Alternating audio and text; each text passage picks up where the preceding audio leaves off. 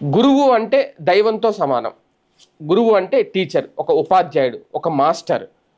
మనం మాస్టర్ని ఎంత భక్తి శ్రద్ధలతో పూజిస్తామంటే తల్లిదండ్రుల తర్వాత ఇంకా గురువు ఒక రకంగా తల్లిదండ్రులతో కూడా సమానం. గురువు అంటే మనకి విద్య నేర్పుతారు, మంచి బుద్ధులు నేర్పుతారు, ఏది తప్పో ఏది ఒప్పో చెప్తారు, ఏది మంచిదారో ఏది చెడుదారో చెప్తారు. చెడులో వెళ్ళొద్దు, చెడు దారిని విడిచిపెట్టండి, సక్రమైన మార్గంలో సన్మార్గంలో మంచి దారిలో మంచి బాటలో వెళ్ళండి అని చెప్పేవాడే ఉపాధ్యాయుడు, గురువుగారు. అలాంటి ఉపాధ్యాయుడే వక్రబుద్ధితో పిల్లలకి చెప్పకూడనివి చెబుతూ అశ్లీల వీడియోలు చూపిస్తూ అశ్లీలంగా వాళ్ళ దగ్గర ప్రవర్తిస్తూ, అది కూడా విద్యార్థినుల పట్ల తోటి ఉపాధ్యాయునుల పట్ల అలా ప్రవర్తిస్తే ఆ మాస్టర్ని మాస్టర్ అనాలా, లేదంటే నేను హెడ్డింగ్ పెట్టినట్టు మాస్టర్ అనాలా? ఎలా అనాలి? అది ప్రజలకే వదిలేస్తున్నా. నేనైతే మాత్రం అందుకే క్వశ్చన్ మార్క్ పెట్టా.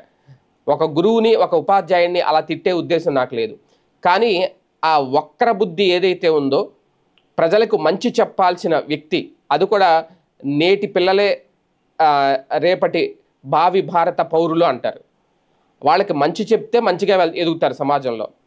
చెడు నేర్పితే గోండాలు, రౌడీలు, రేపిస్టులు, పాపిస్టులుగా తయారవుతారు.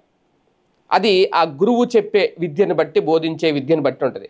ఆ గురువే ఆ గురువు బ్రెయిన్లోనే, ఆ ఉపాధ్యాయుడు బ్రెయిన్లోనే అశ్లీలత అణువు ఉంటే ఇంకా పిల్లలకి ఏం పాఠాలు చెప్తాడు? పిల్లలకి అసలు చెప్పే పాఠాలు ఏంటి? ఇప్పుడు ఇదే ఎక్కడిది, కర్నూలు జిల్లా అంటే నేను ఒకటి ఇక్కడ పాఠశాల పేరు, ఉపాధ్యాయుడి పేరు మొత్తం బయటకు వచ్చింది. కానీ నేను అది చెప్పట్లేదు. ఎందుకు చెప్పట్లేదు కూడా కారణం చెప్తాను. రేపొద్దున్న ఆ స్కూల్లో చదువుకున్న విద్యార్థిని ఈవిడ కూడా అలా, ఈ విద్యార్థి కూడా, ఈ స్టూడెంట్ కూడా ఆ మాస్టర్ దగ్గర ఆ వీడియోలు చూసిందేమో అనే ఒక సమాజంలో చిన్న చూపు చూస్తారు ఆ స్కూల్లో పిల్లల్ని. ఇప్పుడు ఒక రేపు జరిగిన ఒక బాలికకి సంబంధించో, అత్యాచారానికి సంబంధించి, గ్యాంగ్ రేప్ సంబంధించి వాళ్ళ పేర్లు, వాళ్ళ బంధువుల పేర్లు, వాళ్ళ ఫోటోలు చూపించకూడదు అనే రూల్ ఎలా ఉందో, ఇలాంటివి జరిగినప్పుడు కూడా దాని గురించి వివరాలు చెప్పకపోవడం చాలా బెటర్. లేదంటే సమాజంలో రేపొద్దున వాళ్ళు వెళ్తా ఉంటే, మీ స్కూల్లో ఆ మాస్టర్ బ్లూ ఫిల్మ్ చూపించేటట్టుగా అశ్లీల్ వీడియోలు చూపి నువ్వు చూసావా అని అడిగితే వాళ్ళ తలదించుకునే పరిస్థితి వస్తుంది.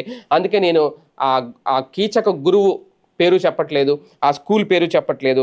కాకపోతే ఇది నంద్యాల జిల్లాలో జరిగింది. ఆ ఉపాధ్యాయుడు కూడా 2 ఏళ్ళుగా పనిచేస్తున్నాడట.